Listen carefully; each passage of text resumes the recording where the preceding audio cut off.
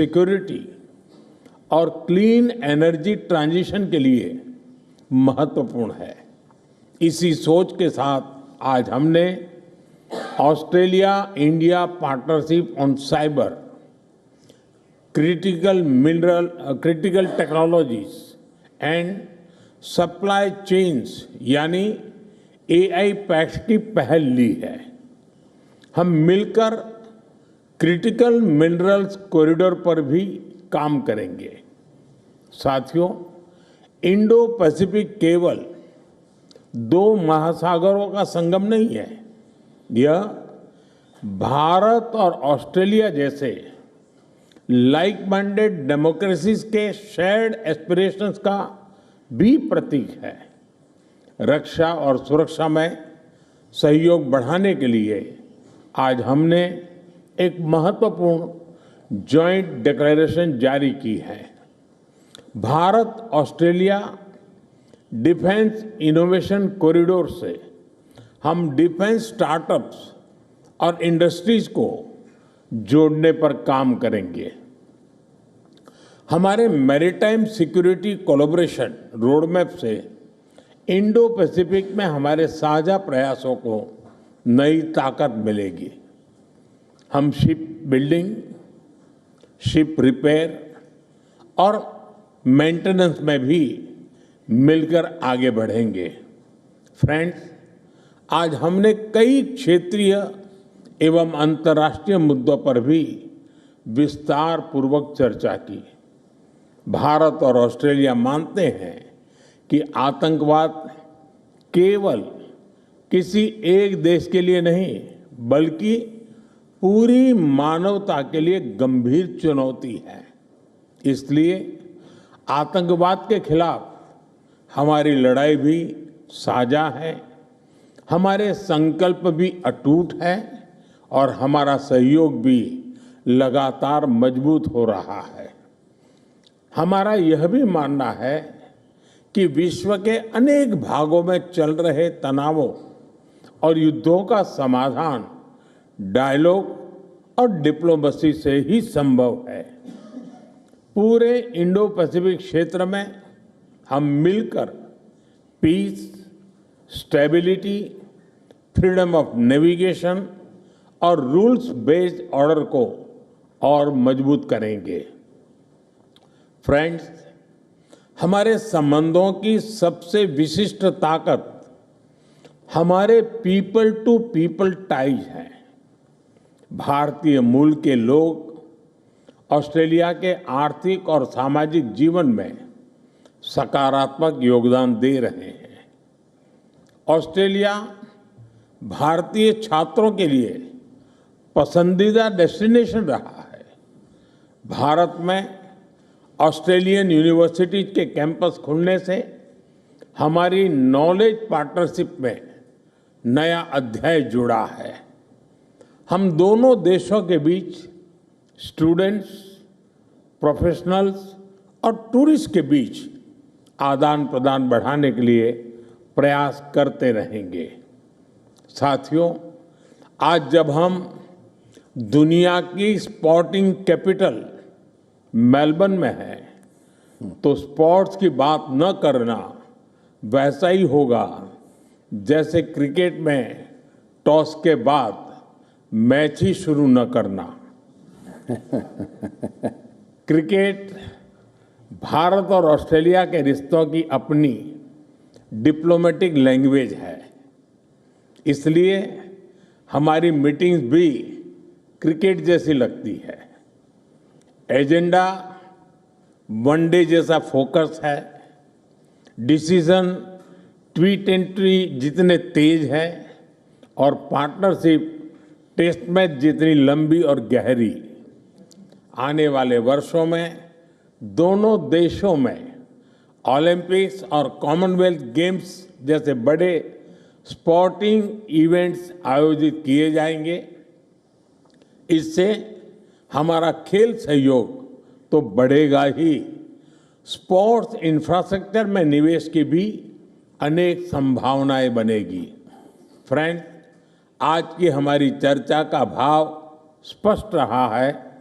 भारत और ऑस्ट्रेलिया की पार्टनरशिप केवल वर्तमान की नहीं, भविष्य की पार्टनरशिप भी है।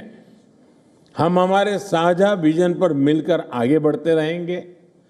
प्राइम मिनिस्टर एल्बेनीज़ी, आपकी मित्रता, आपकी प्रतिबद्धता और आज की सार्थक चर्चा के लिए मैं एक बार फिर आपका आभार व्यक्त करता हूं।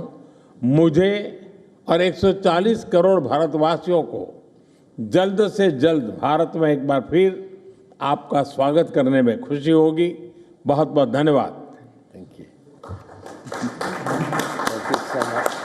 Thank you.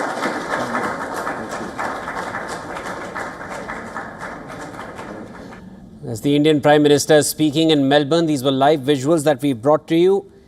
A lot of agreements that have been now shared by the Indian Prime Minister. Australia-India partnership on cyber, critical technologies and AI. Critical minerals corridor which has also been announced. Both India and Australia are ocean powers, as the Indian Prime Minister has stated. The Indo-Pacific, it's a testament to the India-Australia ties, and has mentioned, this is what the Prime Minister said, that India-Australia defence innovation will look at industries and startups. It's a joint declaration.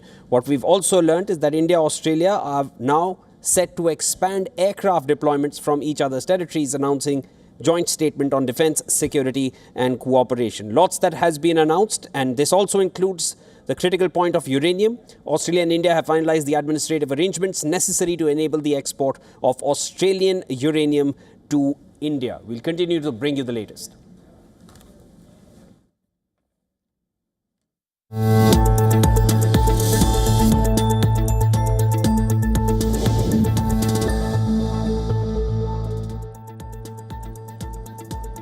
Welcome back, viewers. This is News Point. I'm Shivan Chandna. Lots of action taking place in Melbourne at this point, as Prime Minister Modi and Australian Prime Minister Anthony Albanese are now giving out their statements on the budding India-Australia ties, as they only go from strength to strength. Lots to discuss. Let's start with the headlines. PM Modi and Australian Prime Minister Anthony Albanese strengthen defence ties, announcing a joint declaration on defence and security cooperation and a roadmap to expand maritime collaboration for a stable and secure Indo-Pacific.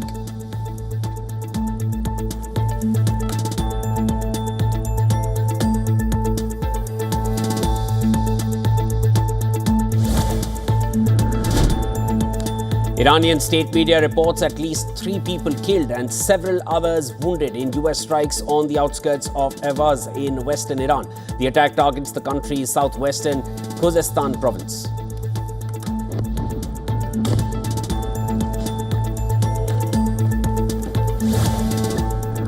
They called a little while ago. They want to make a deal so badly. I just don't know if they're worthy of making it. After US strikes on Iran, President Donald Trump claims that Iran has very little left and wants a deal badly, but questions whether it would honor any agreement.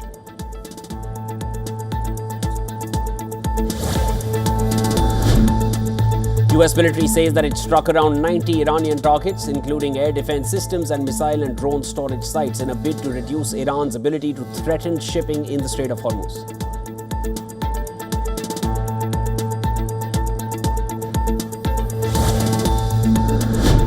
Mourners gather in Iraq's Karbala to pray for the late Iranian Supreme Leader Ayatollah Ali Khamenei. His week-long funeral ceremonies included processions in Iran and Iraq, with his burial scheduled in Mashhad today.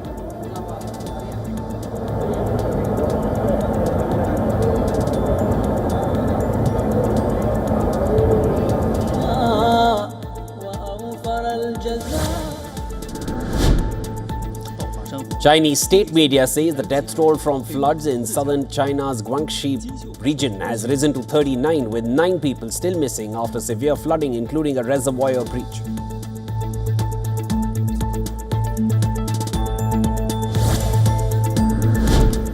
Heavy rain lashes Delhi NCR region, causing waterlogging and traffic disruptions, with some areas recording nearly 100 millimeters of rainfall. Restoration work on rain-hit Mumbai-Pune corridor is also progressing after the damage at 9 locations.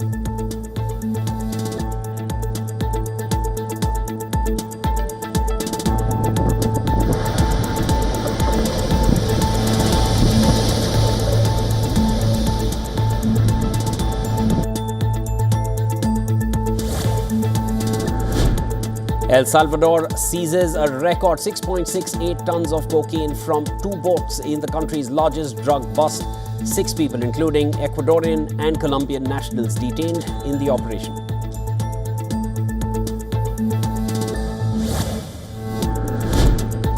Indian benchmarks Sensex and Nifty rose about 0.8% on Thursday, recovering from the previous session's sharp fall.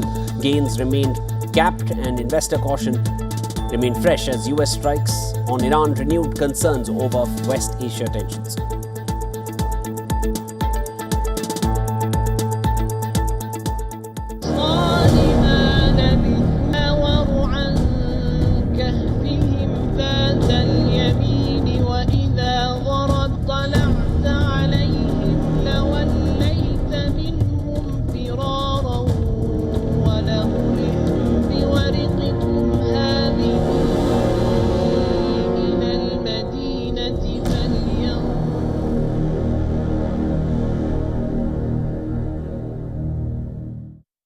The funeral procession for slain Iranian Supreme Leader Ayatollah Ali Khamenei has reached Iraq's Karbala.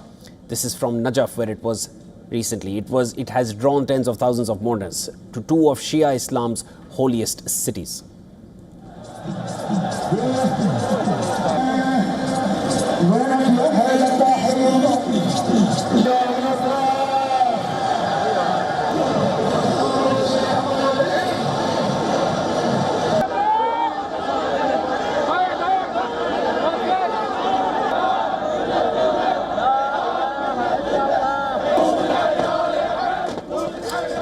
Khamenei's remains arrived in Karbala on Wednesday, where thousands lined the streets and packed the Imam Hussein shrine as the casket moved slowly through the city under heavy security.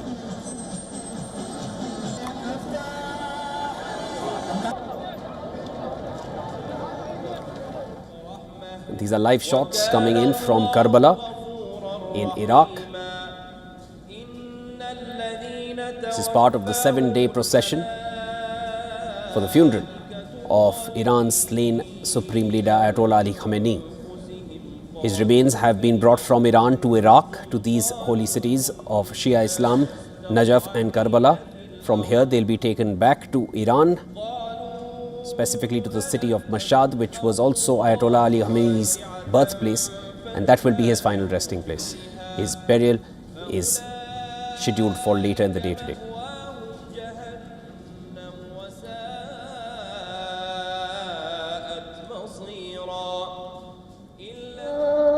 These were visuals from just last night. Crowds surrounded the truck carrying the coffin, waving Iranian flags and holding portraits of the former Supreme Leader.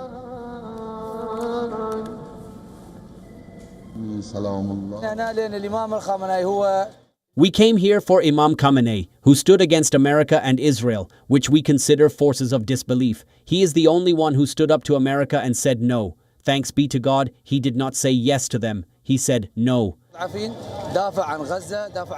The casket had earlier arrived in Najaf, where thousands had gathered at the Imam Ali shrine. Mourners carried the coffin through the shrine complex, many pushing forward to touch it.